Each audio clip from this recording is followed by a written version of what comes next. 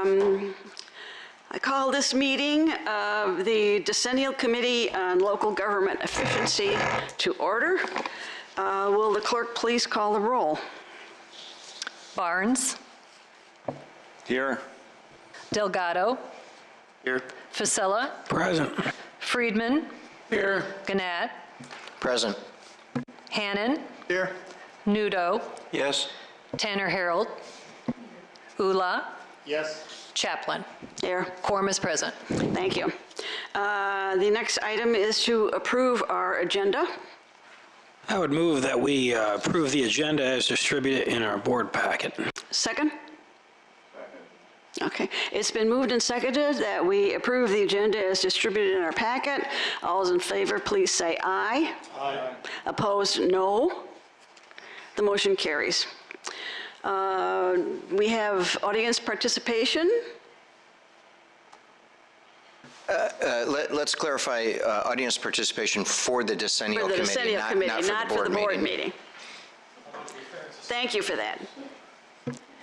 Okay. Apparently, these people are waiting patiently for the board meeting. Okay, next item is approval of the minutes of our December 6th, 2023 meeting. So moved. Seconded. It's been moved and seconded to approve the minutes from the December 6, 2023 meeting of the Decennial Committee. All those in favor, please say aye. Aye. All those opposed, no. The motion carries. Item 6, we have received a proposal to undertake work for us on the part of the Decennial Committee. Carl, are you going to talk about this? Well, I'm going to ask Ashley to come up. Okay. She did the lion's share of the work for this, but I'd like to thank Jamie, our advisory board member, for suggesting this. We reached out to the Illinois Business, I want to say council. It's not council, is it? It's consulting through the Geese Business School with the University of Illinois, and they responded positively to taking on the work that the committee had been talking about, and so Ashley can give you an update with all of that. Yes, I mean, Carl really just explained it, but no, that's fine. Yeah, on your recommendation, because we didn't get any responses to the request for qualifications that we sent out, we reached out directly to the Geese School of Business, and they do have this, this student group. It's all student run. They have a variety. So they have about 250 students working with them per semester. About 700 students apply, so it's an exclusive program. Mostly undergraduate students, and about 50% from the School of Business, but also 50% from other disciplines around the campus. So it's a diverse group of students who undertake this work together. They have oversight from faculty advisors, but it's all student run. So we would be working with a group of about 8 to 10 students to help us answer these questions and comply with the Decennial Act. So it's all laid out in the proposal. I will point out that the proposal does reference meetings on March 27 and April 24 as potential points in time where they would present to the committee progress of their work. And then I guess the only other thing I'll point out is that the base fee would be $15,000 for the semester. The students don't get paid or get credit. That's just an administrative fee processed by the university, I think, just to cover their costs. It's a nonprofit entity. And then it would be additional cost if we decided to continue after that or request additional hours to continue the work that they're doing. Up to $40,000, they estimated, if we had students working through the summer. But that additional work would be up to the committee. Go ahead, Phil. I have 2 questions for you. First one would be, do those dates already correspond with MTD board meeting dates? Yeah, that's correct. Very good. My other question would be, does this expense qualify under our downstate operating grant for reimbursement from the state of Illinois? It does. Well, that's fantastic. Thank you, Carl. Any other questions or comments for Ashley? Alan? All of us, I take it, the parties are going to be interviewed as far as the content or what we're looking for, including board members, as I see it on page 96. Yes, they do talk about, under number 5, primary research, developing a series of interview guides for different stakeholder groups. They didn't, these are just preliminary conversations, but they didn't identify or commit to interviewing 100% of any particular group. They essentially said they would try to do a survey of maybe different groups, but that is something that can be collectively decided, is my understanding. Ellen, you're actually looking at the wrong proposal. You're looking at the GFOA proposal in the board I'm not. packet. No? No, I'm looking at the, Yes. You referenced page 96. Oh, sorry, you are looking at the board packet, but he is looking at the correct proposal. I'm sorry. My mistake, apologies. thank you. So could I continue asking a couple questions here? You know, I know we have to do this for the benefit of some legal legislation that came up, but it's our intent, I take it, to get something out of this so it doesn't sit on a shelf for $40,000 regardless of who's paying for it. And it would seem to me, you know, increasing ridership, marketing to do so, retention, hiring practices, those kinds of things on an internal basis that maybe they can pull from other sources or from ideas that come out of all the group sessions would seem to me something that we ought to prioritize in order to get something out of this. I mean, you said that we have to answer some questions that the government wants us to answer, but to me, what's more important is to get something out of this for 40G. Yeah, that's our intention. That's why we're bringing consultants on board to do something that's a little more useful than what the state law actually requires. So this isn't what the state law requires. They don't require us to contract with anybody, but our hope was that we can go above and beyond and develop a useful product out of this process. And then just to add a couple more comments, the meeting, the presentation is on March 18th? There's a mid March 27. March 27, I can't read this. That's okay. And then the final on oh yeah, November. that timeline is quite small. But if you look on the first page for report timing, it shows March 27 as the midpoint presentation, and then April 24 as the final presentation for the semester portion of the work. The final report is on November 1st. Correct. So that's when we are like legally obligated to have something to the county board. We could submit it sooner if we continue the work after April, or we can, you know, it just depends on kind of what the students accomplish and if we would like them to continue working after the semester. Well, we're paying 2 payments after the April. Those are optional. So the first 2 payments would be the semester payments in January and May. Of 7.5 or 7,500? 15,000. Correct. I mean, we're coming up to the full 40 with all of it involved. In the second semester, it's 12.5 and 12.5.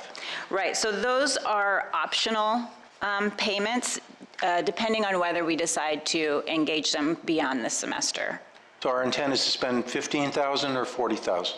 So 15 is the base, and then at some point before they're finished, we'll decide if we want them to continue the work that they've started, depending on maybe they hit on a question that seems like worth further investigation, or some other topic we would like them to explore, or we just want them to do a deeper dive overall, and we think that they need more time to do additional work.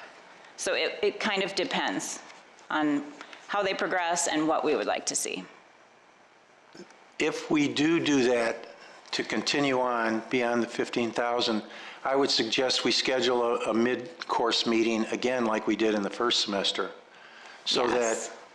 that if the ending is November 1st, that we have to, you know, have to put in that to the county, that we have a mid-meeting there so that we can, again, get something out of it. Yeah, that would be appropriate. I don't think we'll determine that timeline No. until we've decided, but yeah, I think that would be appropriate. That's all I had. Okay. Anybody else? I have a couple of Go comments. ahead, please. First of all, I believe it's a great initiative, and you chose the right people, I would say, as a graduate of Gies College of Business. Great choice. Then secondly, on page 5, it says, explore peer transit authorities should be as similar as possible. University of Wisconsin-Madison Transit,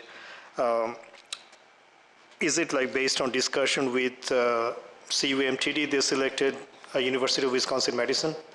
That's correct. So Carl can speak to this more directly, but yeah, go ahead. I see your microphone. We've already had a preliminary conversation with them about it, although it's only been preliminary. So as we get into this, we'll fine tune it. But our initial thought is we think that kind of an out-of-the-gate sensible peer group for us to be compared to are other Big Ten university college towns. And so Madison is that, but Madison, the transit system in Madison is quite a bit different than ours because it's actually a department of the city of Madison. It's not a standalone transit agency like we are. City Bus in West Lafayette is a standalone transit agency, so they're a great peer agency. Columbus is just an altogether different magnitude of a community than what we are, but it's still a Big Ten university. So I think we'll probably constrain it to the, I don't know about the new Big Ten, but the current Big Ten will probably compare us to College Station, Bloomington, Indiana, West Lafayette, Iowa City, those kinds of communities. Yeah, I understand. I just wanted to make a comment that probably Bloomington, Indiana would be a good peer instead of University of Wisconsin-Madison. Madison has almost 500,000 people, but I think Bloomington, Indiana would be more comparable with Champaign, but it's just a suggestion, So, Yep. And the last thing, on page 6, I think the schedule is preliminary. It probably needs an update, right? Because the midpoint presentation and the final presentation, those are shown in a different week. Yes, and this schedule is actually the generic Okay. school schedule. Okay. Yeah, so it does give you kind of an outline, though, of kind of how frequently the students will be meeting internally, as well as then checking in with their clients. Okay, great, thank you. Other comments? I actually had a question. When I read through this thing, I thought, can they really do this in the amount of time? I mean, essentially in one semester, and they've already lost a month. So they're, what are we talking about, 3 months? 4 months maybe at the most? Did they feel confident this was enough time for them? Yeah, that's a great question. So it is just, and actually if you look at the generic schedule, which is really small print, I apologize for that. The full, so their team kickoffs actually don't start until next week. But in the 3 weeks before that, kind of the project managers are working behind the scenes to get things set up. And then it's my understanding that they're selecting the teams this week, and they'll officially start next week, hopefully ready to go with some of the framework already in place. So starting from there, it's a 12-week process. And like I mentioned, they are having internal meetings every week and then meeting with the clients every week on completing the scope of work that is outlined in the schedule. So it is a short time frame, but it is their time frame. I mean, this is the time frame they use every semester, and so they were confident that they could come up with a product for us. Now, again, whether we want them to dive deeper on a particular subject or extend the work into the summer or fall is up to us, depending on what we see as the final product, which, at this point is a little bit abstract because the legislation isn't very specific, and we don't have a really specific template in mind for what they need to complete. I'd be curious if you knew this off the top of your head, and you're the kind of guy who could probably give us a ballpark, but what do we get from U of I from student fees for MTD every year, roughly? Well, the total U of I agreement, so that's not just student fees, Sure. but primarily student fees, is about 6.5 million. So, I mean, right now we're looking at essentially $5,000 of district money, but I like the fact that we're partnering with the university. I think there's potential that we end up with some summer interns out of this eventually if we do things like this on a regular basis. I think there's potential that we might either build relationships with people that go on to work for some of our vendors and or potentially hire some of these kids depending on what roles we have. So I think looking at this as more than just a transactional thing, I think this would be a good thing for us to pursue for the community, for the university, and for ourselves. I think if we're going to do this, I feel really good about using U of I rather than some random consulting firm out of, Washington State or something. So I like it. Any other comments or criticisms or questions? George? I'd just like to comment that I think we're very fortunate to have a proposal like this from the university. And the alternative being to have staff do it, which would take a lot of work away from staff's routine duties.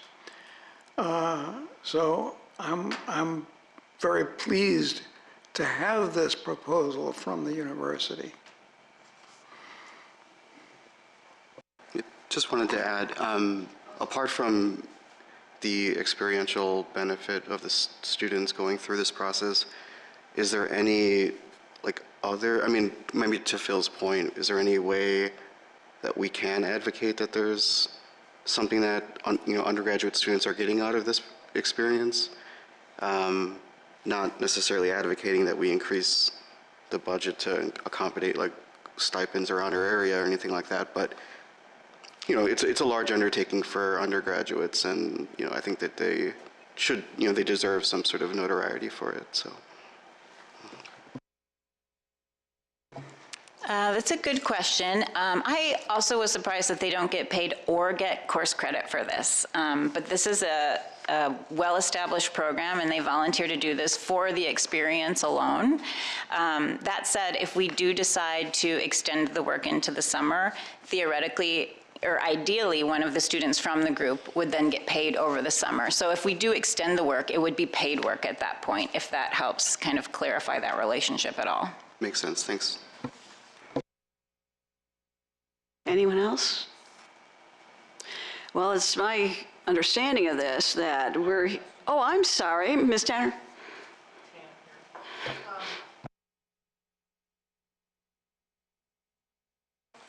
Is it on now? Yeah, you got it. Okay.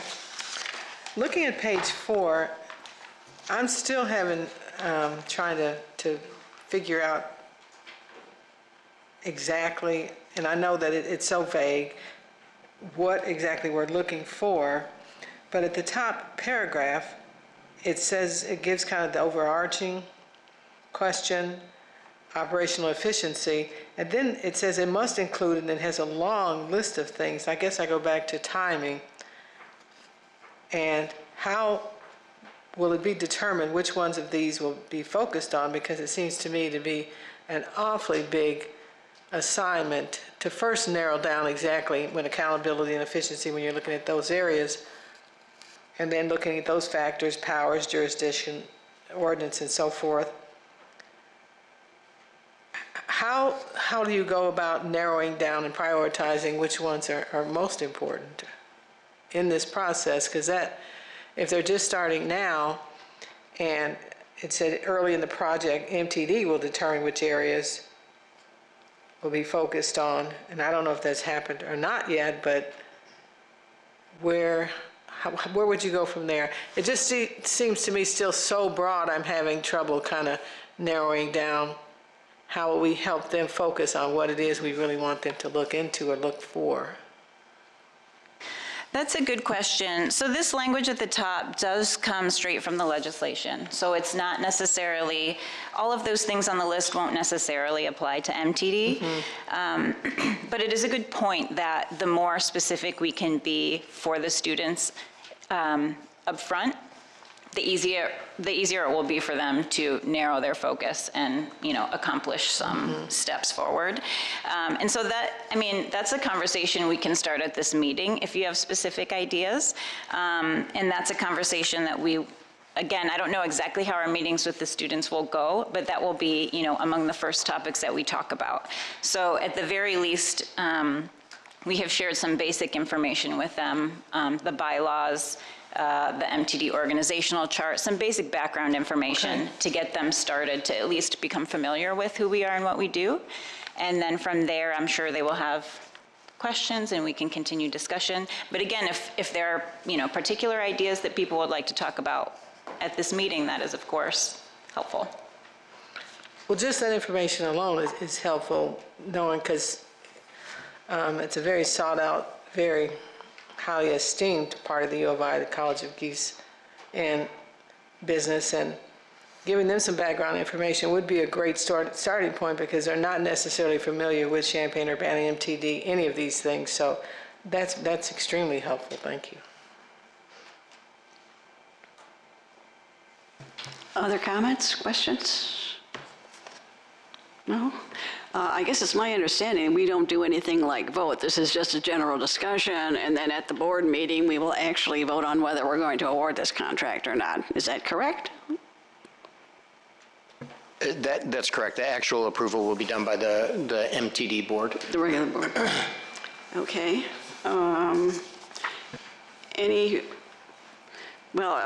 I guess, maybe that comes under the heading of agenda item number 7, next steps, that we have to approve the contract with, or not, approve the contract with the College of Business. Yeah, can I just real briefly say, so presuming that the board does approve it, staff met with the leadership from IBC, the student leadership last Friday, just kind of a preliminary meeting, and we already have a meeting scheduled this Friday to meet with them as well.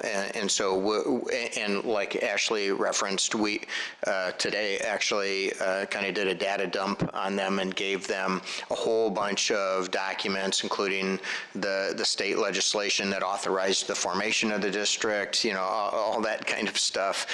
So they've got a lot of reading to do, to cull through documents, and then we'll start having the conversations this Friday. So just in that next step kind of arena. Actually, I think we're going to have meetings scheduled every Friday. Is that right?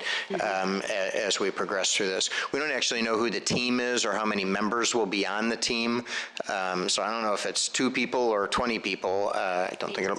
8 to 10. So, I think they're kind of, to your point, Donna, there will be plenty of people to do the work, and I think these are highly productive students, and so there aren't going to be, we all were on student groups where there was somebody on the team that didn't pull their weight. That might have been one of us. But I think these are highly productive students, and so if we have 8 to 10 working on this, they'll be able to churn through this pretty quickly, I think.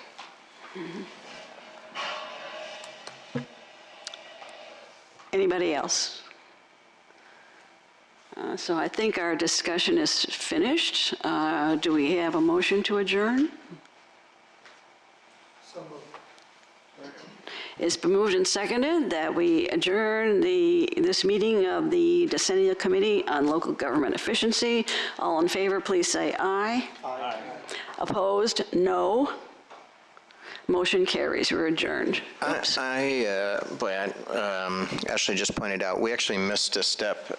We did. The state law actually requires us to do the survey of attending residents, so I think we just need to back up a step and do that, and see if any of the public, and we do have public here today, they're here for the board meeting, but they were here for this too, so we just need to ask if they have any comments about it, and then we can adjourn the committee. Well, just to make a comment, I've already talked to the individuals in the audience and passed out the survey, so I think we've taken care of that step. Great. All right. So our adjournment is now in effect. Yes. And let's just take a few minutes for maybe 5-minute break before we start the regular